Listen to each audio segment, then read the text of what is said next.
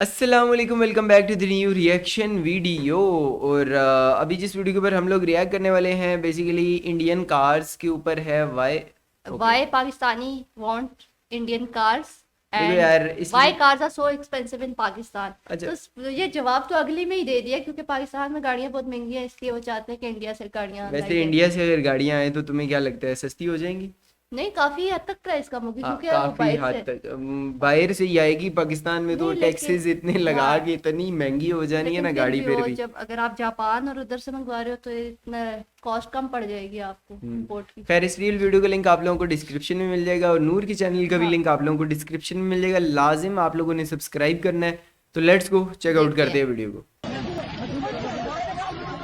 ये लोग किसी महंगी चीज के पीछे नहीं लड़ रहे हैं, बल्कि ये लोग तो सिर्फ आटे के पीछे लड़ाई कर रहे हैं। क्योंकि पाकिस्तान में इस वक्त बहुत ही भयानक इकोनॉमिक क्राइसिस आए हुए हैं। हमारे लिए ये चीज बहुत ज्यादा बेसिक हो सकती है, लेकिन पाकिस्तान में ये इस वक्त एक लग्जरी है, क्योंकि कराची जैसे शहर के अंदर आटे के प्राइसेस 200 रुपए किलो तक हो चुके हैं। अब कहने को तो पाकिस्तान में फिलहाल बुरे हालातों के चलते बहुत सारी चीजें हद से ज्यादा यार महंगी बढ़ हालात गई तो हैं। इस टाइम वाकई लेकिन क्या आप क्राइसिस जानते में हैं कि हैं, वो कौन सी बुरे हुए चीजें हैं हैं जो बहुत। हमेशा से ही वहाँ पर महंगी है? जी हाँ, गाड़ियाँ।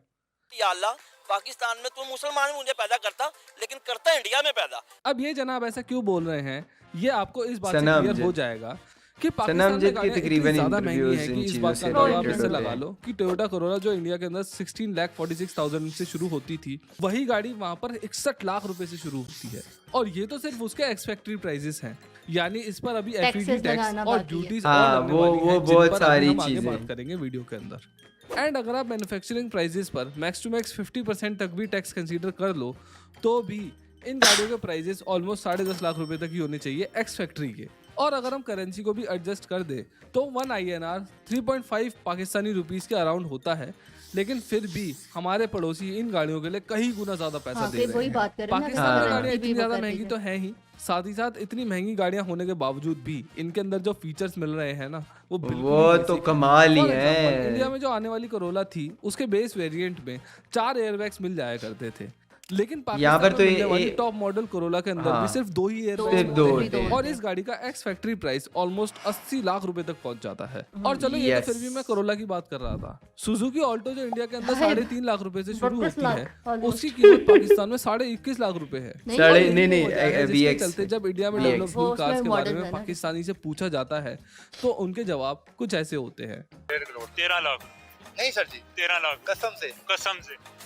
यार मैं मान ही नहीं सकता भाईजान। हाँ, यहाँ पर लोगों का चौंकना लाजमी है, क्योंकि इंडिया की खुद की कंपनीज इतनी हाईली एडवांस्ड कार्स डेवलप करने में कामयाब हो पा रही हैं, और वो भी उन प्राइजेस पर दे पा रही हैं जो पाकिस्तानी प्राइजेस के सामने बहुत ही कम है। सही बात है। बहुत चलो, कम पाकिस्तान है। में मैंने गाड़ियों के हालात तो खराब है ही, लेकिन बाइक्स की कंडीशन तो हद से ज्यादा बुरी है। यार और मैं हमने ऐसा अभी इसलिए तक बोल रहा हूँ साइकिलें क्योंकि रखी हुई पाकिस्तान में हैं, अभी भी इंडिया उनको में इंजन 90 लगाए मिलने हुए वाली AX100 गदा जैसी गाड़ी। रेक्टेंगुलर लाइट वाली check मोटरसाइकिल्स है। बिक रही हैं, जिनमें सिर्फ 70 सीसी का इंजन मिलता है। हाँ। और उसमें भी हाँ। वहाँ पर होंडा CD70 जैसी मोटरसाइकिल का प्राइस 1.5 लाख रुपए से सही तो बात शुरू है। होता है।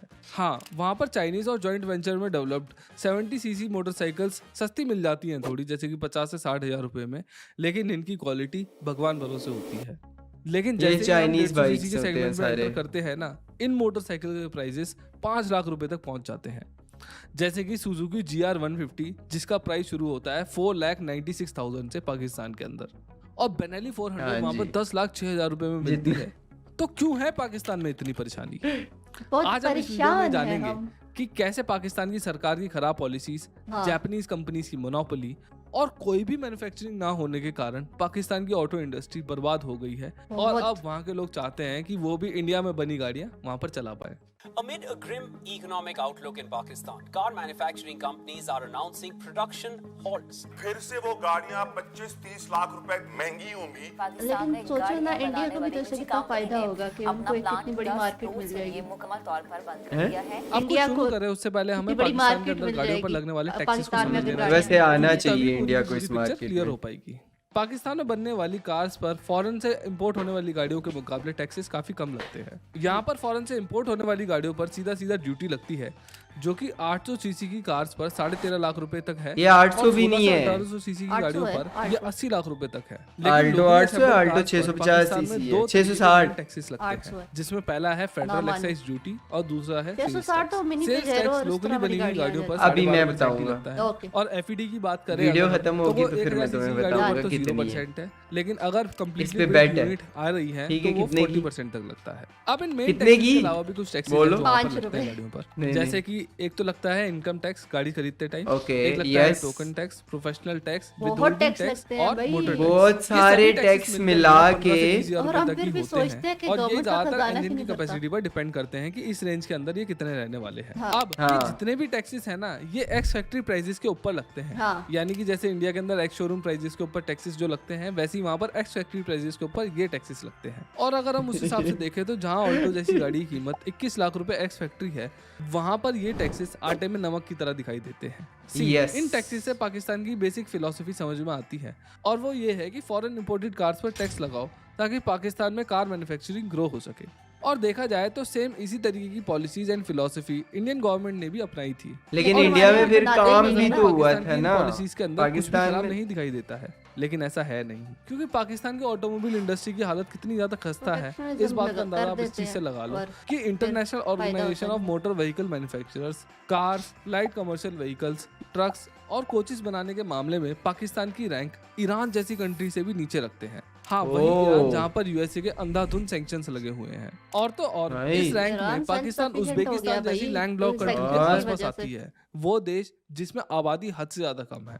पाकिस्तान की कार मार्केट कितनी छोटी है, इस बात का अंदाजा आप इस बात से लगा लो कि 2021 में वहां पर सिर्फ 1,81,000 कार्स ही मैन्युफैक्चर की गई थी, लेकिन इसी साल इंडिया के अंदर 30,82,000 गाड़ियां बनाई गई थी। अरे ये तो लोग यहाँ पे छोड़िए, एक यूज ये गाड़ियां ऐसा तो है कि लेना इंडिया के अंदर prefer 5th करते रैंक हैं। पर आती गाड़ियां महंगी बेचने के होगी। मामले में, उसने भी 2.5 लाख गाड़ियां बेच दी थी इस साल, जो कि पाकिस्तान देश की पूरी कार मैन्युफैक्चरिंग से भी ज्यादा है। अब पाकिस्तान की हालत इतनी ज्यादा खराब क्यों है, उसके पीछे 3 मेजर पॉइंट्स हैं। ओके। और उसमें भी जो सबसे पहला पॉइंट है ना, वो है लैक ऑफ पॉलिसीज। वाह, और इसे समझने के लिए हमें पाकिस्तान की पॉलिसीज को इंडिया से कंपेयर करते हुए समझना होगा कि पाकिस्तान ने कहां पर गड़बड़ करी है। तो चलो शुरू से शुरुआत करते हैं। हम लोगों ने आजादी शुरू के से ही बाद गड़बड़ दोनों ही की देशों के हुई अंदर है। कार मैन्युफैक्चरिंग ना के बराबर हुआ करती थी, और बहुत लंबे समय तक सब कुछ ऐसा ही रहा। लेकिन 80 में पाकिस्तान और इंडिया दोनों ही देशों में पार्शियल लिबरलाइजेशन शुरू हुआ, यानी कि बाहर की कंपनीज भी इन देशों के अंदर अब जॉइंट वेंचर्स बना सकती थी और अपने सामान बेच सकती थी। ये और तो अभी तक 1983 चल में रही। पाक सुजुकी ने पाकिस्तान के अंदर असेंबली ऑपरेशन शुरू कर दिए थे, और इससे लॉन्च हुई थी सुजुकी मेहरान। ये वो गाड़ी जिसे आज इंडिया तक में ऐसी मारुति launch बोला हो जाता रही था। है। इंडिया में भी मारुति 2019 सुजुकी का में जॉइंट बंद हो वेंचर गई थी। स्थापित हुआ, लेकिन शुरुआत में यहाँ पर वो इंपोर्टेड गाड़ियां ही बेच रहे थे। लेकिन मारुति सुजुकी के अलावा 4 बड़े और जॉइंट वेंचर्स बनाए गए थे, जिसमें अगेन इंडियन और जापानीज कंपनीज शामिल थी,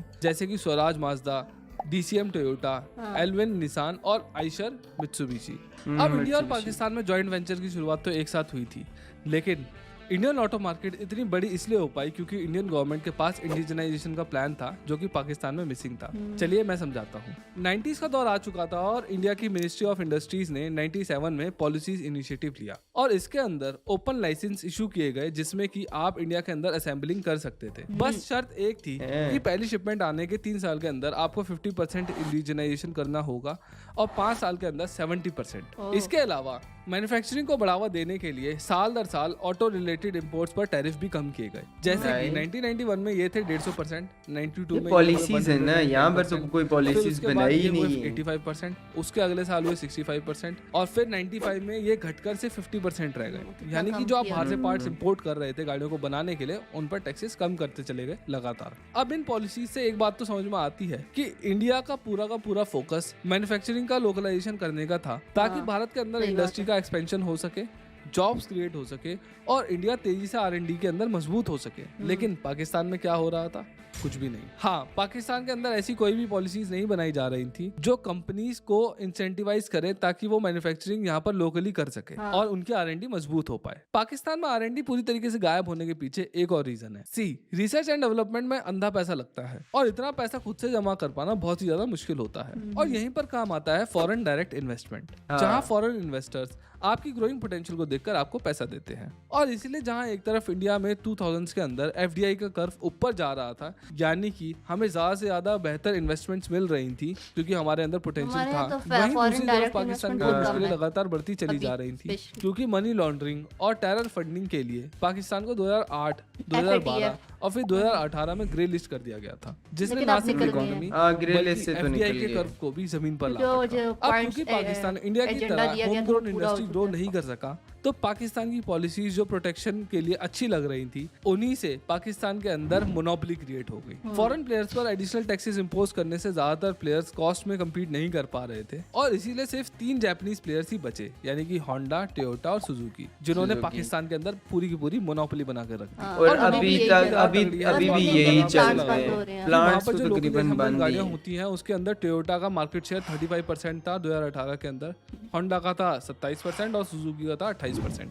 लेकिन हद तो तब हो गई जब ये 2019 में बढ़कर 100% हो गया सिर्फ इन 3 कंपनीज के पास, यानी कि सुजुकी के पास 57%, टोयोटा के पास 28% और होंडा के पास 15%। और यही वो रीज़न है कि क्यों पाकिस्तान में गाड़ियाँ इतनी ज़्यादा एक्सपेंसिव होने के बावजूद भी वहाँ पर फीचर्स इतने कम आते हैं, क्योंकि 3 ही प्लेयर्स हैं और वो आपस में हाँ। साठ-गांठ कर लेंगे और उनको जरूरत ही नहीं है लोगों उनको कुछ provide जरूरत ही करने नहीं है की। भाई। सिर्फ एक इंजन बैटरी और एक खोखा से दे दिया, होती चल है जाएगा काम। खैर, ये जितने भी वो तो कंपनीज shape पे भी पाकिस्तान कोई के अंदर मेहनत काम नहीं करती हैं, शेप तो ये सभी की सदियों सभी से joint वही ventures के चलती अंदर आ operate रही हैं। करती हैं, जहाँ पर फॉरेन से सेमी नॉकडाउन या कम्प्लीटली नॉकडाउन यूनिट्स आती हैं और बस यहाँ पर असेंबल की जाती हैं। और एक तरीके से देखा जाए ना तो ये सिर्फ एक नाम की मैन्युफैक्चरिंग होती है, क्योंकि पूरे के पूरे पार्ट्स तो बाहर बने हैं, सही यानी बात कि है। इंजन ब्लॉक बाहर मोल्ड किया Assemble गया हो है, रही है यहाँ सब पर। कुछ हाँ, बाहर सब बना कुछ है, सिर्फ बस assemble यहाँ पर हो रहा लाकर होता है। उनको असेंबल किया गया है। एंड एक्चुअली ये कुछ इस तरीके से हो गया जैसे कि छोटे बच्चे अपने लेगो पीसीस को जोड़कर सही बात अपना है। खिलौना Right, बनाते हैं। अब right। एक चीज तो बिल्कुल क्लियर है और वो ये कि पाकिस्तान की गवर्नमेंट अब इसमें कुछ नहीं कर सकती वो है, interest ही क्योंकि नहीं ले उन्होंने रही। बहुत ज्यादा लेट कर दिया है। उनको और इसका उनको एग्जांपल आप फिर से इंडिया फर्क से ही नहीं ले सकते पड़ता ना, हैं। कोई भी इंडिया के गवर्नमेंट अंदर आती 5 है। बड़े वो मैन्युफैक्चरिंग तो क्लस्टर्स खरीद लेते हैं जिसमें बाहर कि की मानेसर imported नॉर्थ में गाड़ियाँ। आता है, पुणे वेस्ट में, चेन्नई Government के साउथ पैसों में, से। जमशेदपुर कोलकाता ईस्ट में और इंदौर सेंटर में। और इन उनकी 5 अपनी बड़े टाटा क्लस्टर्स के मोटर्स अंदर जो है, भाई, 76 टाटा बड़े मोटर्स ही मैन्युफैक्चरिंग प्लांट्स उनको हैं, काफी है जिनमें पूरे कि मुल्क cars, को। Commercial vehicles, 2 wheelers and 3 wheelers ground up बनाए जाते हैं। लेकिन पाकिस्तान के अंदर इस स्केल पर कुछ भी एग्जिस्ट नहीं करता है। वहाँ तो बस असेंबली प्लांट्स हैं जो कि 3 बड़े जॉइंट वेंचर्स में ऑपरेट करते हैं, जैसे कि Okay। पाक सुजुकी, जो कि एक पाकिस्तानी कंपनी और सुजुकी मोटर से मिलकर बना है, इंडस मोटर्स कंपनी जो कि टोयोटा और एक हाउस ऑफ हबीब नाम के पाकिस्तानी कंपनी के साथ मिलकर बना है, और होंडा एटलस जो कि अगेन पाकिस्तानी कंपनी के साथ होंडा का टाई अप है। अब ये जो भी असेंबली वाला मॉडल है ना, इसमें सबसे बड़ा फ्लॉ है पाकिस्तान की गिरती हुई करेंसी, क्योंकि अगर इंडस्ट्रीज इतने ज्यादा हेवीली इंपोर्ट्स पर डिपेंड करेंगी ना, वही तो डॉलर डॉलर का के रेट मुकाबले बढ़ता जा तो रहा है। पाकिस्तानी रुपीस की वजह से कीमतों में उछाल आना लाजमी मेरा है। तो और ख्याल इसीलिए है लास्ट 2 floating, इयर्स के अंदर हम ये देख रहे exchange हैं कि rate से पाकिस्तान fix में कर देना एवरेज कार के चाहिए। प्राइसेस 50% तक हमें इंक्रीज हो नुकसान ही रहे हो रहा है हैं। अब ये उसका। नंबर्स हमारे लिए सिर्फ Floating एक का। हंसने का जरिया है, लेकिन पाकिस्तान के लिए उनकी दुखती रख है और इसका सॉल्यूशन तो मुझे नहीं पता, लेकिन इतना जरूर पता है कि ये बहुत ही ज्यादा आम बात हो चुकी है कि पाकिस्तान की जनता वीडियोस में आकर भारत में बनने वाली गाड़ियों की डिमांड करती हुई दिखाई देती है, क्योंकि भारत में बनने वाली गाड़ियां बहुत ही ज्यादा टेक्नोलॉजिकली एडवांस है और वहां पर मिलने वाली गाड़ियों के मुकाबले काफी ज्यादा कम पैसों में भी मिल जाती है। खैर यार, वीडियो काफी इंटरेस्टिंग थी और और रियलिस्टिक बातें थी कि हाँ, भाई पाकिस्तान में सही बात है किस policy तो कोई है वजह नहीं। से किस वजह से पॉलिसीज पाकिस्तान नहीं में है हाँ ना, पॉलि- इंटरेस्ट लेती है हाँ। गवर्नमेंट की। हम थोड़ा लोगों को कुछ सुकून ही दे दें कि बेचारे गाड़ियां ही खरीद और लें। हम लोग क्यों गाड़ियां महंगी खरीदते हैं, ये सारी की सारी बिल्कुल सही थी वजह, इसके अंदर जितनी भी चीजें बताई गई थी। और ये वही वजह है कि अभी मैं पढ़ रही थी कि लास्ट ईयर पता नहीं कितने बहुत ही कम जो है ना गाड़ियां बिकी हैं पाकिस्तान में अभी। वो मेरे ख्याल से पाक व्हील्स वाले रेशियोज वगैरह वो अपडेट करते रहते हैं मंथली के। बहुत हाँ, कम, इवन के स्विफ्ट और ये आल्टो वगैरह भी बहुत कम बिकी हैं, क्योंकि वही बात है प्राइसेस आसमान पे। खैर वीडियो काफ़ी इंटरेस्टिंग थी और काफ़ी इंफॉर्मेटिव भी थी। तो एक और वीडियो के साथ हम लोग दोबारा से मिलते हैं, तब तक के लिए अल्लाह हाफिज। बाय।